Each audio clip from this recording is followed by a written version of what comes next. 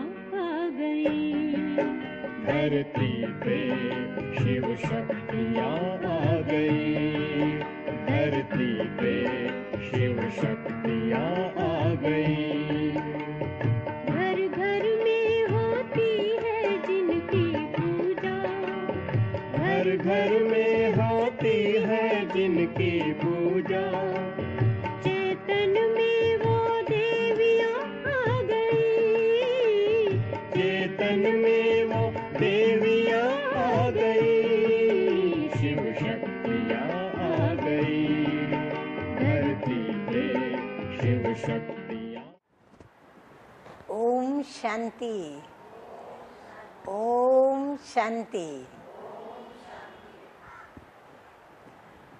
मीठे मीठे परमपिता परमात्मा शिव बाबा इस सृष्टि पर साकार तन का आधार लेकर के और हम सर्व मनुष्य आत्माओं को हमारे दुख और अशांति के तथा विषय विकारों के बंधनों से मुक्त करने के लिए तथा जो भी हमारे पूर्व जन्मों के किए हुए पाप कर्म हैं या फिर इस जन्म के अंदर जो भी हमारे बंधनों के द्वारा हम मनुष्य आत्माएं दुखी हैं, अशांत हैं या त्रस्त हैं, तो परमपिता परमात्मा शिव बाबा जो कि मुक्ति जीवन मुक्ति दाता है, जो दुख हरता है सुख करता है,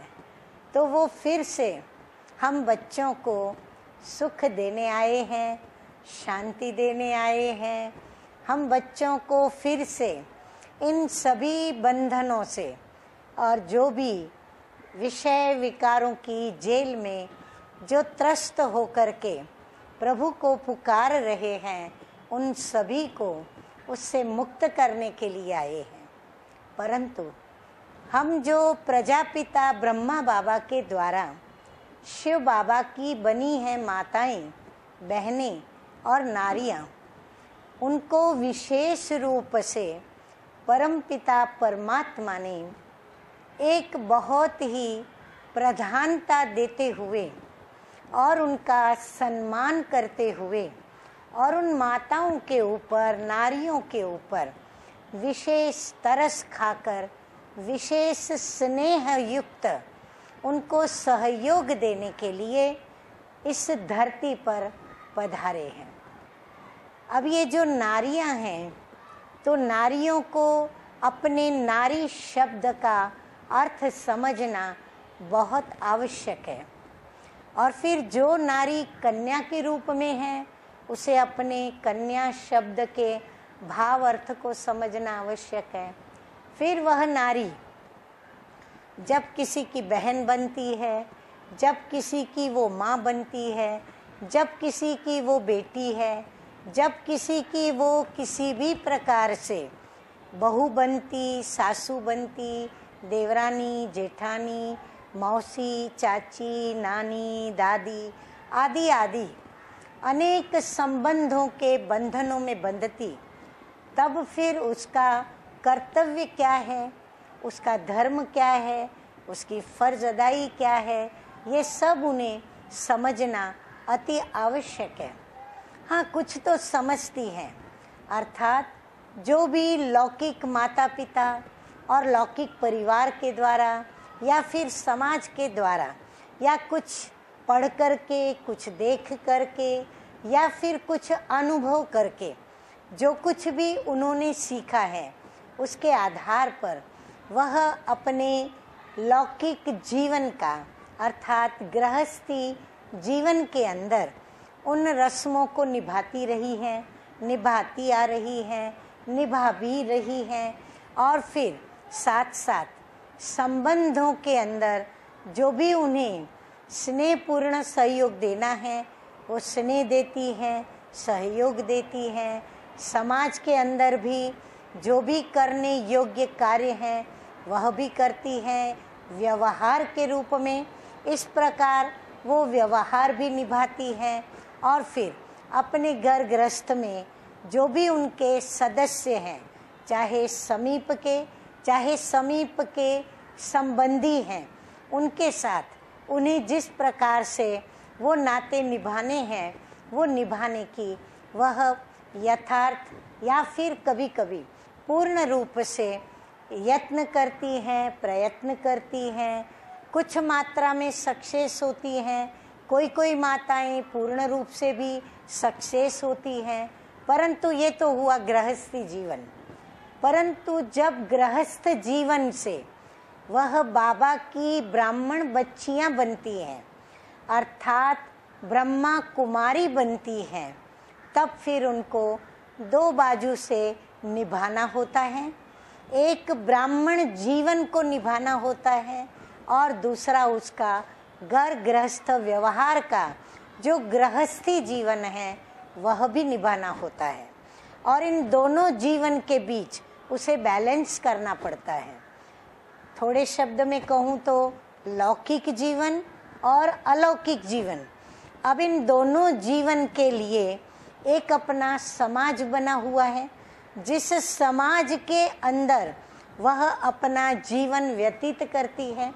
और उस जीवन के अंदर इन दोनों ही समाजों की जो भी रीत रस्म या रवाज हैं, जो भी संबंध संपर्क के व्यवहार हैं, या जो भी संबंधों की सेवाएं करनी है, चाहे लौकिक संबंध में सेवा या फिर व्यक्तिगत सेवा या परिवार की सेवा या फिर कुछ समाज में जो भी मित्र संबंधी आदि हैं उनकी सेवा, अर्थात उनके जाति के जो भी मित्र संबंधी हैं उनकी सेवा, वो भी उसे करनी होती है। जैसे कई प्रसंग आते हैं, जन्म प्रसंग आता है, जन्म पर जाना, फिर नामकरण विधि होना, फिर बच्चे का जन्मदिन मनाना, फिर उसके पश्चात वो स्कूल में जाता, स्कूल में बच्ची जाती, बच्चे जाते, पास होते, फिर पार्टी रखते, फिर उस पार्टी को निभाना, फिर वो बच्चे बड़े होते, उनके लिए बच्चे उनका योग्य पात्र ढूंढते, उनकी सगाई कराना, फिर सगाई का फंक्शन होगा, फिर शादी का फंक्शन होगा, फिर उनके बच्चे होंगे, फिर उनके बच्चों का ये सिलसिला शुरू होता है। इस प्रकार ये एक ऐसा जाल जैसे कि वह बुनती चली जाती है, जिसको मकड़ी का जाला कहते हैं। मकड़ी जो होती है वो एक तार से शुरू करती है, फिर धीरे धीरे धीरे वो एक सुंदर सा ऐसा जाला रच लेती है। और जाला रचने के पश्चात होता क्या है, मकड़ी स्वयं ही अपनी जाल के अंदर फंस जाती है, उसमें से वो मुक्त नहीं हो पाती, आखिर वो उसी में अपना दम तोड़ देती है। लेकिन हम शिव बाबा के प्रजापिता ब्रह्मा बाबा के द्वारा एडॉप्टेड चिल्ड्रन बने, अर्थात शिव बाबा ने हमें प्रजापिता ब्रह्मा बाबा के द्वारा अपना बनाया। तो पहले ब्रह्मा को अपना बनाया, तो ब्रह्मा को एडॉप्ट किया, तो पहले ब्रह्मा को ब्रह्मचर्य व्रत धारण करा के, और जो भी ब्रह्मचर्य व्रत के साथ साथ अन्न की शुद्धि, खान पान की शुद्धि, जीवन में संबंधों की शुद्धि, संपर्क व्यवहार की शुद्धि, गृहस्थ जीवन में रहते हुए आदर्श बनने की युक्तियाँ प्रयुक्तियाँ, और फिर घर गृहस्थ में रहते हुए जो भी बंधन और उन बंधनों के अंदर जो भी उनके होने वाले रस्म रिवाज, कर्म धर्म फर्ज, जो भी बातें हैं, जो भी लेन देन संपर्क संबंध या व्यवहार में, चाहे बिजनेस में, चाहे व्यवसायिक क्षेत्र, चाहे किसी भी क्षेत्र में, ये सारा शिव बाबा ने पहले ब्रह्मा बाबा को सिखलाया। ब्रह्मा बाबा को सिखलाने के पश्चात उनको एक महामंत्र पक्का करा दिया कि तू सृष्टि का रचयिता है, क्योंकि तेरे द्वारा मैं एक ऐसे नई सृष्टि का निर्माण कर रहा हूँ। जहाँ पर प्रत्येक मनुष्य आत्मा कैसी होगी, बहुत आदर्श युक्त होगी, श्रेष्ठ होगी, पावन होगी, पवित्र होगी। और वह पवित्र आत्माएं, वह मनुष्य आत्माएं क्या कहलाएंगी, देवी और देवता कहलाएंगी। तो इसीलिए प्रथम तुम्हें वह देवी देवता बनने का लक्ष्य रखते हुए लक्षणों को धारण करना होगा। और वो लक्षण धारण करने के लिए पहले तुझे क्या करना पड़ेगा, जो श्रीमत मैं दूंगा उस श्रीमत पर प्रथम तुम चलेगा। तू चलने के बाद जो कर्म मन वचन कर्म से तुम करोगे, तुम्हें देखकर जो भी मेरे बच्चे तुम्हारे द्वारा बनेंगे, जिनको मैं तुम्हारे द्वारा अपना बनाऊंगा, मैं उनको गोद में तुम्हारे द्वारा लूंगा, वह सारे बच्चे तुम्हारी चलन का अनुसरण करेंगे। जैसा कर्म तू करेगा, तुझे देख करके तेरे कदम पर वो कदम रखेंगे। तो इसीलिए तुम्हारी बहुत बड़ी जिम्मेवारी हो गई। इसीलिए तुझे मैंने मास्टर रचयिता की पदवी दी और तू नव सृष्टि के निर्माण के लिए निमित्त बना। तो तेरा नाम क्या हुआ, ब्रह्मा, अर्थात सृष्टि का रचयिता, सृष्टि का रचनाकार। तो प्रभु ने उसे अपने समान बनाया। प्रभु ने उसको लक्ष्य दिया कि तुझे मेरे समान रचयिता बन करके और सारी सृष्टि की फिर पालना भी करनी है।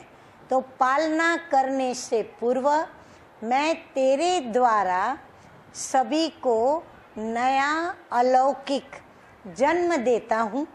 इसलिए तू सभी की क्या ठहरा, माँ ठहरा। भले हो तुम पुरुष, लेकिन इस पुरुष तन में भी तुम सारे विश्व के लिए क्या बन जाते हो, रचना रचने वाली तुम माँ बन जाते हो। जैसे माँ अपनी रचना रचती है तो अपने बच्चों को पैदा करती है, तो वो बच्चों की माँ कहलाती है। तो तुम भी रचना रचोगे तो तुम भी नई सृष्टि की रचना के लिए, जिन भी नए बच्चों को तुम मेरी गोद का बच्चा बनाओगे, नई रचना रचोगे और जिनको तुम ब्राह्मण बनाओगे, अर्थात ब्रह्मचर्य व्रतधारी, खान पान की शुद्धि वाली ऐसी आत्माएं, जिनको ब्रह्मा कुमार ब्रह्मा कुमारी कहा जाएगा। और तू ब्रह्मा क्या बना, तू अलौकिक सभी की माँ बना। तब सारी दुनिया क्या करती है, फिर तुम मात पिता हम बालक तेरे, ऐसा गायन करती है। तो माँ कौन हो गई, ब्रह्मा, और पिता कौन हो गया, शिव बाबा। क्योंकि माता पिता दोनों के मिलने से बच्चे पैदा होते हैं। बच्चा पैदा करने माँ की भी आवश्यकता, तो पिता भी चाहिए। तो पिता हुए शिव बाबा और ब्रह्मा बाबा हुए माँ। लेकिन ये जो ब्राह्मणों की रचना है, पैदाइश है, ये पवित्र पैदाइश है। ये ब्रह्मा के मुख से पैदा होते हैं। तो इसीलिए ब्रह्मा के मुख से निकलते हैं। तो ब्रह्मा के मुख से कोई मनुष्य आत्माएं तो निकल भी नहीं सकती है। यदि हम कल्पना भी करें तो मुख तो कितना छोटा है। अब इतने छोटे से मुख में से इतनी बड़े बड़े निकल तो नहीं सकते हैं। चलो छोटा सा बच्चा भी ले लें अगर, तो छोटा बच्चा भी इतने छोटे मुख से तो नहीं निकल सकता है। तो मुख से निकले माना क्या भाई, ब्रह्मा मुख से ब्राह्मण पैदा हुए।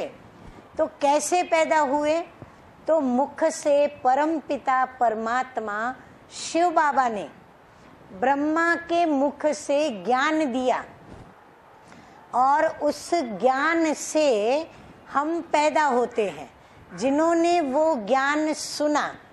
अब ज्ञान सिर्फ सुनने के लिए तो नहीं होता है, ज्ञान को सुन करके उसे समाना होता है। समाना अर्थात जीवन में लाना, जीवन में उतारना, धारण करना। अर्थात जो भी ज्ञान शिव बाबा ने दिया, तो शिव बाबा ने वो ज्ञान दिया जिससे हम इस कलयुगी सृष्टि की पतित आत्माएं, दुखी आत्माएं, अशांत आत्माएं, विषय विकारी आत्माएं, हाँ, जिनको पतित कहा जाता है, तो विकारी आत्माओं ने उस मुख से जो ज्ञान निकला, उस ज्ञान अमृत को पाया। वो ज्ञान अमृत लिया उन्होंने। अब अमृत क्या है? अमृत है परिवर्तन करने वाला, वो अमर बनाने वाला। तो अमर बनना माना हम कलयुगी दुनिया से मर करके और जिंदा हो जाते हैं, मर करके एक नया जन्म पाते हैं। तो हम नया जन्म पाते हैं और हमारा ये नया जन्म ये कहा जाता है ब्राह्मण जन्म। कलयुग में हम वर्ण से शूद्र, हाँ, सृष्टि के कल्प के 4 युग कहे जाते हैं। सतयुग में देवी देवता वर्ण होता है, त्रेता युग में क्षत्रिय वर्ण, क्षत्रिय कुल होता है, द्वापर युग में वैश्य वर्ण, वैश्य कुल होता है। अर्थात विषय विकारों के वश होने वाली वह आत्माएं फिर वो वैश्य वर्ण कहलाती हैं और वैश्य कुल की कहलाती हैं। और उसके पश्चात कलह युग में कर्मों से सभी शूद्र जाति के बनते हैं, शूद्र कहलाते हैं।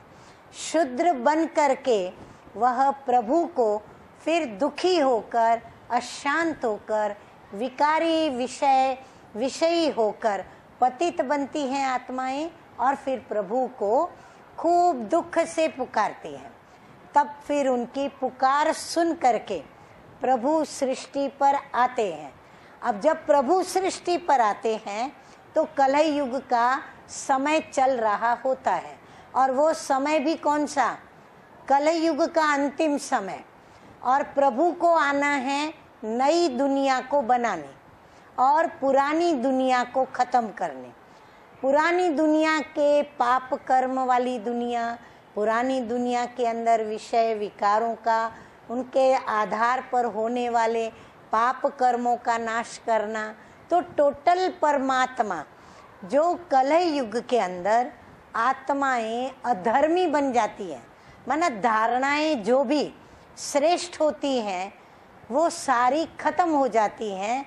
तब परमपिता परमात्मा को आना पड़ता है उस अधर्मी दुनिया के विनाश के लिए। और फिर सतयुग के अंदर जहाँ सभी धर्म युक्त कर्म करते हैं, अर्थात सभी पवित्र हैं, कोई भी वहाँ दुखी नहीं, कोई वहाँ अशांत नहीं, कोई वहाँ अपवित्र नहीं, कोई वहाँ रोता नहीं, सब सुखी होते हैं, सब वहाँ पर आनंद का अनुभव करते हैं। तो ऐसी दुनिया की स्थापना करने आते हैं। तो परमपिता परमात्मा ने फिर देखा कि अब ऐसी पतित दुनिया को मुझे पावन दुनिया बनाना है।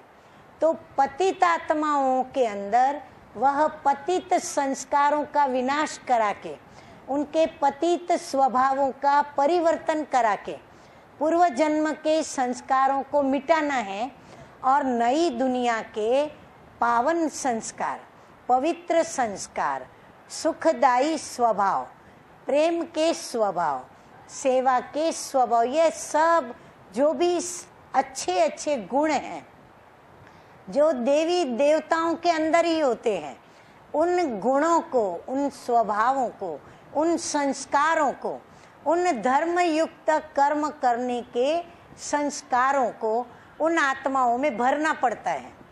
तब वो आत्माएं जब शरीर छोड़कर, देह त्याग करके जब पुनर्जन्म प्राप्त करेंगी तो वह देवी देवता जन्म प्राप्त करेंगी और पुरानी दुनिया का विनाश होकर वह नई दुनिया में अपने नए जन्म से अपनी आत्मा नया जीवन शुरू करेंगी। तो आत्मा की जीवन कब से शुरू होती है? जब से वो परम धाम से उतरती है। तो सतयुग से लेकर के कलह युग के अंत तक आत्मा की 5000 वर्ष की, इतने लंबे समय की जीवन शुरू होती है। और उस जीवन के अंदर वो कितनी बार जन्म और पुनर्जन्म लेती है। तो परमपिता परमात्मा ने देखा कि अब संस्कारों का परिवर्तन करना है, स्वभाव का परिवर्तन करना है, चारित्र्य का निर्माण करना है। तो हमारी बहनें, माताएं, कन्याएं, नारियां कितनी सौभाग्यशाली कि परमपिता परमात्मा ने उनको प्रधानता दी। और परमपिता परमात्मा ने माताओं को, कन्याओं को, नारियों को निमित्त बनाया। क्यों? क्योंकि माँ का संस्कार है, रचना का संस्कार है, चारित्र बनाने का संस्कार, बच्चों को ऊंच बनाने का संस्कार, शुभ भावनाएं, शुभ कामनाएं वो बच्चों को ऐसा आदर्शमय जीवन बनाती है, बनाने का उसका लक्ष्य होता है। और कभी भी वो अपने बच्चों के प्रति अशुभ भावना नहीं रखती, अशुद्ध कामना नहीं करती।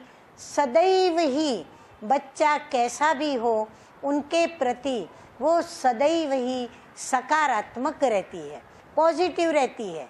चाहे वो कितनी भी गलती करके आएगा तो उसको शिक्षा देगी, सिखाएगी भी और सजा भी देगी। वो बैलेंस में भी चलेगी। सजा भी जरूर देती है, ऐसे नहीं सजा नहीं देती, सजा देती है, परंतु अंदर में ममता उसकी कम नहीं होती है, उसका स्नेह कम नहीं होता है।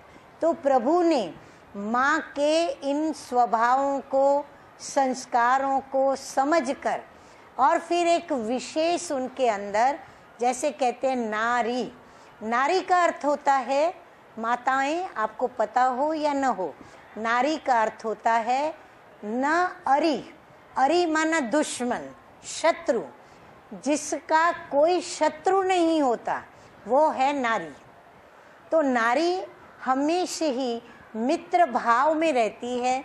अपने बच्चों को भी जब बड़ा होता है उसे मित्र की आवश्यकता होती है, जब वो अपने दिल की बात बता सके, अपने किए हुए गुप्त पाप कर्मों को भी बिना डर के बता सके।